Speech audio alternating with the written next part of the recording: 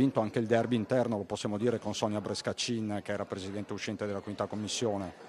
Ma guardi, No? io credo che ognuno ha la propria competenza, dobbiamo lavorare di squadra tutti quanti per il bene dei veneti, ma soprattutto perché in un periodo come questo è necessario doverlo fare proprio anche per la situazione economica e sociale che stiamo vivendo. Ecco, il suo primo dossier quale sarà? Perché lo ricordiamo, lei ha la delega al sociale e anche all'abitare, e sappiamo quanto proprio l'edilizia abitativa, la carenza di abitazioni sia un dramma, e lei da sindaco ne sa qualcosa. Certamente, credo che anche uno degli esempi che sul territorio è stato cercato di portare avanti e la Regione ha fatto è proprio quello dell'opportunità di togliere temporaneamente degli alloggi come ERP per metterli a disposizione di situazioni sociali che possono essere dai papà separati piuttosto che alla situazione legata anche agli insegnanti e perché no, ovviamente proprio alle persone che hanno un reddito e pur avendolo non riescono a trovare delle risposte. Quindi lavoreremo di territorio cercando ovviamente di non dimenticare che l'abitare è anche costruito dai percorsi di accompagnamento all'abitare che coinvolgono diversi attori del territorio.